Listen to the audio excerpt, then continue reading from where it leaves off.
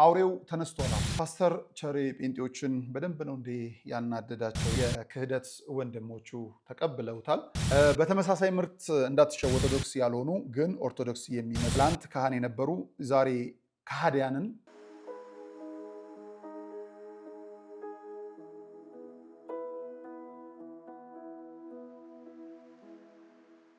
ሰላም ጤና ይስጥልን ክቡራን ተመልካቾቻችን እንደምን አላችሁ? ጋዜጠኛ ነጋሽ በዳዳ ነኝ። ከኔ ጋር ቆይታ ስለምታደርጉም ከልብ ነው የማመሰግነው። በዛሬው ቪዲዮአችን የምንመለከታቸው እጅግ አስገራሚና ወሳኝ የሆኑ ጉዳዮች አሉ። ተሳዳቢው ትዝታው ሳሙኤል በሀገራችን ይገኛልና እሱን ተከትሎ የሚነሱ ሀሳቦችን እንደዚሁ ወደዚሁ እነግራችኋለሁ ማለት ነው። ከዛ ባለፈ ፓስተር ቸሬ ጴንጤዎችን በደንብ ነው እንዴ ያናደዳቸው የሚል ጥያቄን እንደዚሁ እናቀርባለን በአንድ ቪዲዮ። ከዛ ባለፈ ደግሞ ከዚህ ከኢትዮጵያ ኦርቶዶክስ ተዋሕዶ ቤተክርስቲያን ስደትና መከሯ በጣም የሚከፋበት ጊዜ ይመስላል። ፓስተር ብሎ ራሱን የሚጠራው ግን ተሳዳቢው ሰውዬ ከመጣ በኋላ በኢትዮጵያ ኦርቶዶክስ ተዋሕዶ ቤተክርስቲያን አማኞች ዘንድ የተነሱ ሀሳቦች አሉ። ይህ ሰው ለሕግ ይቅረብልን እስኬት ድረስ የሚሉ ሀሳቦችን ተከትሎ በኢትዮጵያ ኦርቶዶክስ ተዋሕዶ ቤተክርስቲያን የህግ ባለሙያዎች እንግዲህ እንቅስቃሴ መጀመራቸውን መረጃዎቹ ደርሰውኛል። ስለሱ ነገር እንናገራለን። አሁን እንግዲህ የዚህ የተሐድሶ እንቅስቃሴ ራሱን ለማስፋት ራሱን እንደገና ለማስፋት የተነሳበት ጊዜ ይመስላል። በጣም በሚያስገርመው መልኩ ይሄ ተሳዳቢ ሰውዬ ወደ አዲስ አበባ ሲገባ ፕሮቴስታንቶች ደግሞ ቤተ ክህነት ገብተዋልና ምን ይሰራሉ የሚል ጥያቄን እናነሳለን። ከዛ ባለፈ ደግሞ እነ አሰግድ ባልተለመደ መልኩም ደግሞ ወደ ክልል መውጣት ጀምረዋልና ምንን ያመለክታል የሚሉት ነገሮች ዛሬ በደንብ የምናያቸው ጉዳዮች ናቸው። እነዚህና ሌሎች ጉዳዮችን ዛሬ በደንብ እንመለከታለን። የሙታንሳ ማር ቅዱስ ሚካኤል አንድነት ገዳም አባቶቻችን መልእክት አለ፣ መልእክታቸውን እንሰማለን። እባካችሁ ገዳማውያኑን ችላ ልንላቸው አይገባምና ጀምረነዋል፣ ልንጨርስ ነው። ጥቂት ነው የሚቀረን። የሙታንሳ ማር ቅዱስ ሚካኤል አንድነት ገዳም አባቶቻችንን በዓት ገንብተን እንደዚሁ ልመናን እናቆማለንና መልእክታቸውን ሰምተን ዳግም ስንመለስ ወደ ቀደመው ጉዳያችን እንመጣለን። መድኃኔ ዓለም ሞትን ድል አድርጎ በኃይሉ ስለተነሳ በፋሲካው ማግስት ገዳማውያኑን በፍጹም እንዳንረሳ የተዋህዶ ልጆች የእናቶች በዓት ታልቋል ብላችሁ እጃችሁ እንዳይሳሳ ደግሞስ ብታዩት የአባቶቻችሁን ፍዳና አበሳ። መቼም ምክንያታችን ነው ለበረከት ተጀምሮ ያላለቀው የኔና የእናንተን ምጽዋት የሚጠብቀው ገዳማችን ሙታንሳ። ስለዚህ ለበረከት ሥራ የምትጣደፉ ሁላችሁ የሙታንሳ ማር ቅዱስ ሚካኤል አንድነት ገዳም አባቶችን አደራ እንዳትረሱ።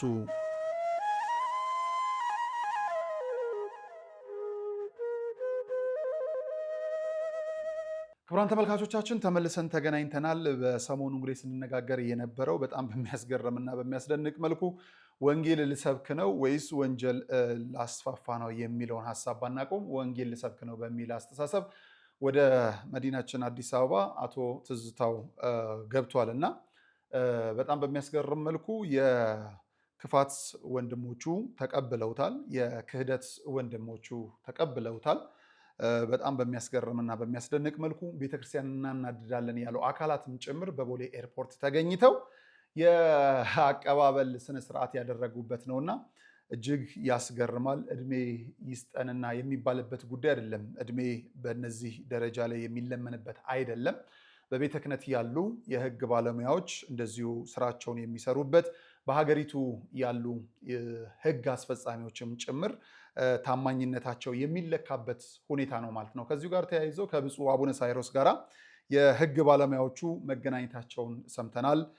ከዛ ባለፈም እንደዚሁ ከዚህ በፊት የነበሩትን ስራ አጠር ባለመልኩ ሪፖርት ማቅረባቸውንም ባለፈው ቅዳሜ ውይይት ማድረጋቸውን ሰምተናል። ከዚሁ ጋር ተያይዞ እንግዲህ የወቅቱ ጥያቄ ትልቁና አንገብጋቢው ቤተክርስቲያንን የተሳደበ ንዋያተ ቅድሳትን ለማንቋሸሽ የሞከረ ራሳቸው ብፁዓን አባቶችንም ጭምር ያንቋሸሸ እንደዚሁ የዘለፈም ጭምር ነውና ብፁዓን አባቶቻችን ለቅድስት ቤተክርስቲያናችን ባይሉ እንኳን ስለስማቸው ሲሉ ይህንን ሰው ወደ ፍርድ አደባባይ ያቀርቡታል የሚል እምነት አለን ብለናችሁ ነበር። ብፁዕ አቡነ ሳይሮስ ከህግ ባለሙያዎች ጋራ እንደዚሁ ወይም ከህግ ክፍሉ ጋራ ውይይት እንዳደረጉ ሰምተናል። ከህግ ክፍሉ የተወያዩባቸውን ዝርዝር ሀሳቦችን ወደፊት የምናመጣባቸው ቢሆንም በውስጥ በደረሱኝ መረጃዎች ደግሞ የህግ ባለሙያዎቻችን ተጠናክረው እየሄዱ ስለሆነ መረጃና ማስረጃ ብዙ አስፈላጊ መሰብሰብ ጊዜ የሚፈጅ አይደለም። ምክንያቱም በእያንዳንዱ ሰው እጅ ያለ ስለሆነ በራሱ ቪዲዮ ጭምር ስላለበት አፋጣኝ የሆነ እርምጃዎች ይሄዳሉ ብለን እናስባለን። ከዛው ጎን ለጎን ደግሞ በሚጠራጠሩና ቤተክርስቲያንን ስጋት ውስጥ ናት ብለው በሚያምኑ ምዕመናን ደግሞ ራሱ ፓስተር ብሎ ራሱን የሚጠራው አቶ ትዝታው ሳሙኤል የመጣው ተፈቅዶለት ነው የሚል ሀሳብም ጭምር አላቸውና ፈቃጁ ማን ነው የሚለውንም እየተከታተለን ወደ እናንተ የምናቀርበው ይሆናል። ምንም ጥርጥር የለም ባለቤቷን እየተማመነች የሚባለው ነገር አለ። እሱን እስከ መጨረሻው የምንሄድበት ነው። የኛ ባለቤት ደግሞ መድኃኔዓለም ነውና ሰዎች ሰውን ቢተማመኑም መድኃኔዓለም ለቤቱ የሚያንስ አይደለም። ብፁዓን አባቶች አሉን፣ የሕግ ባለሙያዎች አሉን፣ ሌሎች በቤተ ክህነትም ስለ ቤተ ክህነቷ ስለ ቤተ ክርስቲያኗ የሚቆረቆሩ አካላት አሉና ይህንን ግለሰብ በፍርድ አደባባይ ላይ አቁመን እንደምናሳያችሁ አትጠራጠሩን ያሉ የሕግ ባለሙያዎች አሉ። እግዚአብሔር ከእናንተ ጋር ይሁን። እኛም እንደ ሚዲያ እንደ ሕዝብም አብረናችሁ እንዳለን ለመግለጥ እንወዳለን ማለት ነው። የዚህ የፓስተር ሳሙኤል ነው ትዝታው ወደ አዲስ አበባ መግባቱን ተከትሎ እንግዲህ እየተደረጉ ያሉ የተሐድሶ እንቅስቃሴዎች እንደገና የማንሰራራት ሂደት ይታይበታልና የተዋህዶ ልጆች በያላችሁበት ቦታ ነቅታችሁ ልጠብቁ ይገባል ማለት ነው። እንደ ዘር እዛም እዚህም እየተረጩ ነው ያሉት የምትመለከቱት ነው። ይህንን ቪዲዮ እስኪ ተመልክተን ነው እንምጣ። አንዴ ላሳያችሁ። በተመሳሳይ ምርት እንዳትሸወዱ ክቡራን ተመልካቾቻችን፣ መስቀሎቻችንን ይዘው የአገልጋይ ቀሚሶቻችንን ለብሰው ጭምር ነው እንግዲህ። በእርግጥ መዳረሻቸው ቤተክርስቲያን አይደለም፣ አዳራሽ ውስጥ ነው። የሚለየው እሱ ነውና በተመሳሳይ ምርት እንዳትሸወዱ ክቡራን ተመልካቾቻችን። ይሄ የምትመለከቱት ቪዲዮ የነ አሰግድ ነው። ቃላዋዲ ዲላ ይላል።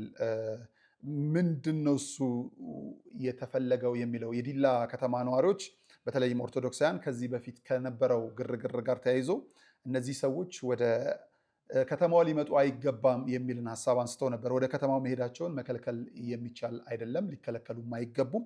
ግን በአደባባይ ላይ ምዕመኑን ለማሳሳት የሚደረገው ሂደት እሱ ላይ መሳተፍ የለባቸውም የሚል ሀሳብን አንስተው ሲሞግቱ ነበር። በሚገባ ሀሳባቸውን አሳክቷል። የዲላ ኦርቶዶክሳውያን በጣም ትልቅ ተጋድሎ አድርጋችኋል፣ ክብር ይገባችኋል እና አሁን ጊዜው በጣም ከባድ ነው። ኦርቶዶክስ ያልሆኑ ግን ኦርቶዶክስ የሚመስሉ ሀሳባቸው ፍጹም ከተዋህዶ የራቀ ግን እንደ በግ መንቀስ እንደ ምንድነው ተኩላ ቅሽቅሽ ያሉ አንዳንድ የማይወደዱ ነገሮችን እያየን ነውና ይሄንን በደንብ መዋጋት መቻል አለባችሁ። ምንም ጥርጥር የለውም። ይሄንን ሰምተን ሳናባራ ደግሞ ለምን እንደሆነ ባናውቅም ፓስተሮች ብፁዕ አቡነ ሳይሮስ ቢሮ ገብተው አበባ ሲያስቀምጡ ተመልክተናል። ይሄን ቪዲዮ ተመልከቱትና የቆየነው የአሁን በጣም በሚያስገርም መልኩ ምንድነው ነገሩ የሚለው ነው። ግልጽ የሆኑ ዜናዎችን ማየት አልቻልኩም እስካሁን ሰዓት ድረስ። በኢትዮጵያ ኦርቶዶክስ ተዋሕዶ ቤተክርስቲያን ኦቲሲ ላይም ለማየት ሞክሬ ነበረ። ይሄንን የሚዘግብ ዜና አላየውም። አልፎኝ ከሆነ አላቅም፣ እታረማለሁ። አልፎኝ ከሆነ አላቅም። መረጃውም እንደዚሁ ግልጽ አልወጣም ወይም ዜናው አልተዘገበም። ይሄን ጉዳይ እንደዚሁ በቅርበት የምንከታተለው ይሆናል ማለት ነውና እንኳን ደስ ያላችሁ ይሆናል የሚል ሀሳብ አይኖረኝም። ምክንያቱም ቦታው እንኳን ደስ ያላችሁ የሚባልበት ሳይሆን መንፈስ ቅዱስ መርጦታል ብለን የምናስባቸውን አባት ለመንፈሳዊ ተጋድሎ እንደዚሁ የሚቀመጡበት ነው። አንደኛው ምናልባት ፓስተሮቹ ወክለናል ብለውን ከመጡት ቤተ እምነት ወተናል የሚሉ እነሱንም ባይሆንም ግን ራሳቸውን ፓስተር ብለው የሚጠሩት አካላት ጭምር ቤተክርስቲያኗን ፈተና ላይ ሲጥሏት የነበሩ ናቸውና እነዛን የሚመሩ አካል መጥተው የእኛን አባት እንኳን ደስ ያላችሁ ይላሉ ማለት ሞኝነት ነው ብዬ ስለማስብ ማለት ነው። ሞኝነት ነው ብዬ ስለማስብ ለምን እንደሆነ አላውቅም። መረጃውን በደንብ የምናጣራበት ሁኔታ አለ። አሁን የምንሰማው የምናየው ነገር ከባድ ነው። ሌላው በጣም ሰሞኑን ደግሞ ቪዲዮ ፎቶ እየተሸጋገረ ካለ አንድ ነገር ላሳያችሁ። ጉድ ነው፣ የማንሰማው ነገር የለም።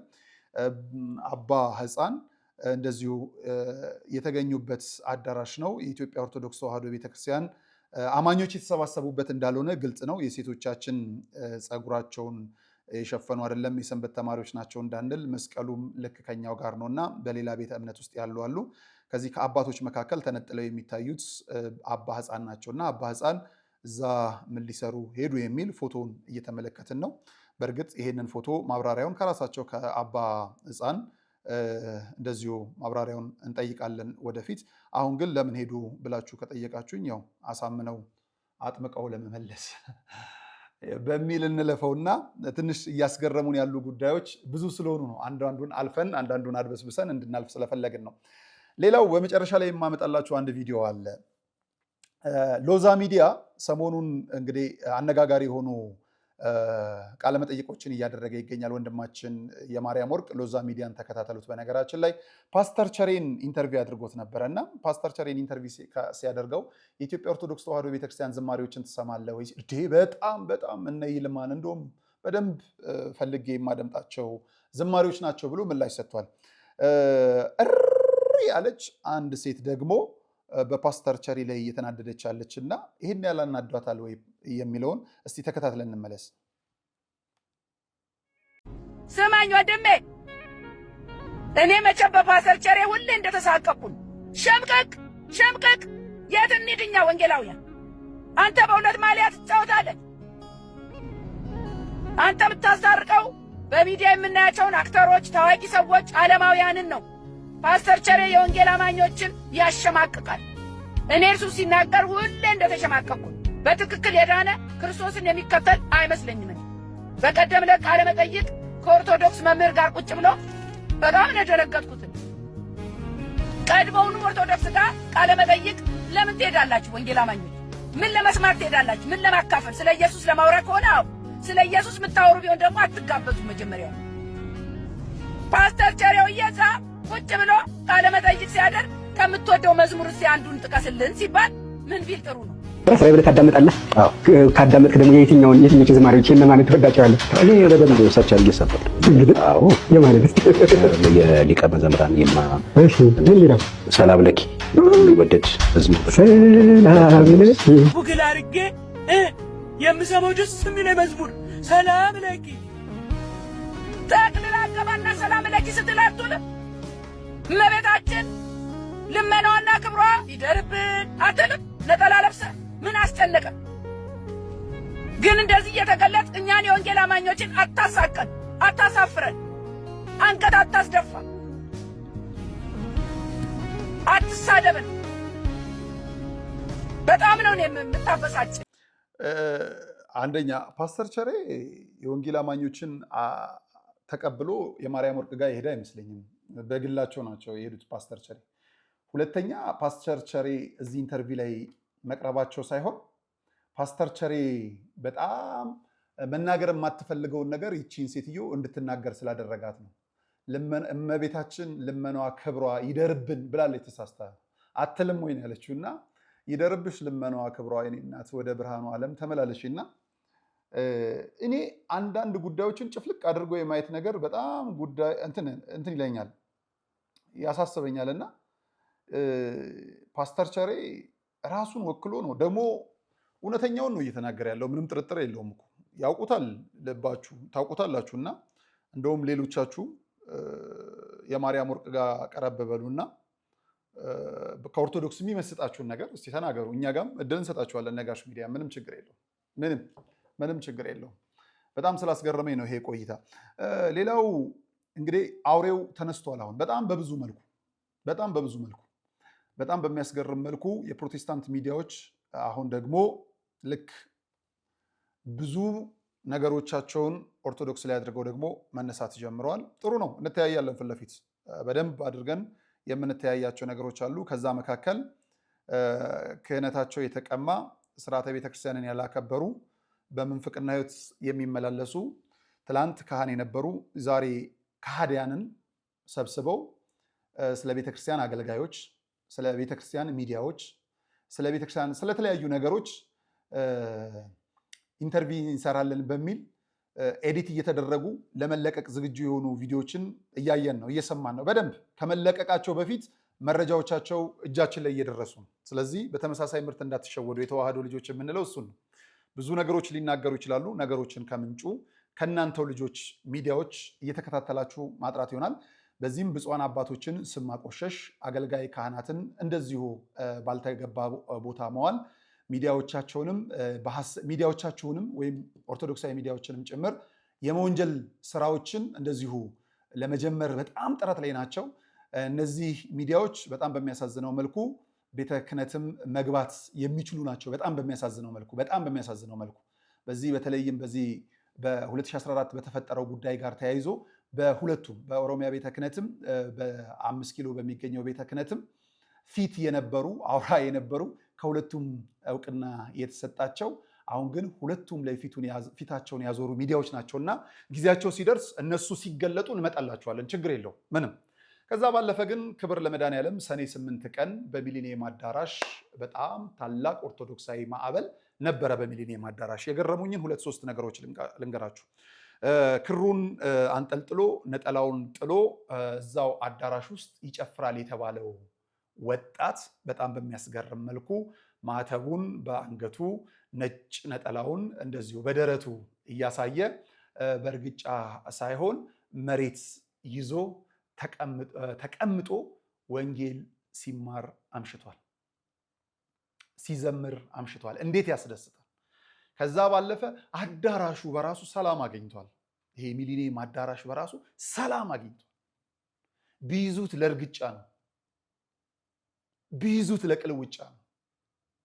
አይደለም አዳራሽ ውስጥ የገባ ኦርቶዶክሳዊ ይቅርና ራሱ አዳራሹ በራሱ ሰላም ተሰምቶታል። ከዝሊያ ዘሎን ይሄ መድረኩ ከእርግጫ ድኗል። ሰላም ነበር። ቃለ እግዚአብሔር ነበር ሲነገርበት፣ የዝማሬ መላእክት ነበር ሲሰማበት የነበረውና በጣም የሚያስደስት ኦርቶዶክሳዊ ህብረትና አንድነትን አሳይተን መተናል። በሰላም ስለተጠናቀቀ ማዕዶት ለኢትዮጵያ ክብር ለመድኃኔዓለም ለማለት ነው። በጣም በሚያስደስት እንደዚህ አይነት መርሃ ግብሮች ላይ ኦርቶዶክሳውያን በስፋት መሳተፍ መቻል አለባቸው። ምድር መባረክ መቻል አለባት። እዛ ሚሊኒየም አዳራሹን የሚጠብቁ አዘጋጆች በራሱ ሰላም፣ ምንም የሚያስፈራ ነገር አልነበር። ሰላማዊ ነው። ይሄ የሚረብሽ የሚዘለል የሚጮህ ምናምን አልነበረም። ሃይማኖታዊ የሚሆን ዓለማዊ አዳራሹ ቢያዝ ከእርግጫ ይዘለል አልነበረም። ይሄ ግን ስርዓቱን ጠብቆ በቃ እርግጥ ባለ መልኩ ተጀምሮ የተጠናቀቀ ክብር ለመድኃኔዓለም ይሁን ብለን ምስጋና አቅርበን የተለያየንበት ነበረ። እጅግ በጣም የሚያስደስት። ስለዚህ ውድ የተዋህዶ ልጆች ከኛ ጋር ቆይታን ስለምታደርጉ እያደረጋችሁም ስለሆነ ከልብ አመሰግናለሁ። ቻናሎቻችን ሰብስክራይብ አድርጉ። ነገሮችን በአንክሮ የምንከታተልበት ጊዜ ላይ ነን፣ የምንጠባበቅበትም ጊዜ ላይ ነን። እግዚአብሔር ቤቱን ያጸዳል። ለቤቱ የሚሆኑ አባቶችን ደግሞ በጸሎት እናግዛቸው። አባቶቻችን እናግዛቸው። በየትኛውም መልኩ እናግዛቸዋለን። አባቶቻችን ለቤቱ እስከሆነ ድረስ ሰላም እግዚአብሔር ከሁላችን ጋር ይሁን። መልካም ጊዜ። መድኃኔዓለም ሞትን ድል አድርጎ በኃይሉ ስለተነሳ በፋሲካው ማግስት ገዳማውያኑን በፍጹም እንዳንረሳ የተዋህዶ ልጆች የእናቶች በዓት አልቋል ብላችሁ እጃችሁ እንዳይሳሳ ደግሞስ ብታዩት የአባቶቻችሁን ፍዳና አበሳ። መቼም ምክንያታችን ነው ለበረከት ተጀምሮ ያላለቀው የኔና የእናንተን ምጽዋት የሚጠብቀው ገዳማችን ሙታንሳ። ስለዚህ ለበረከት ሥራ የምትጣደፉ ሁላችሁ የሙታንሳ ማር ቅዱስ ሚካኤል አንድነት ገዳም አባቶችን አደራ እንዳትረሱ።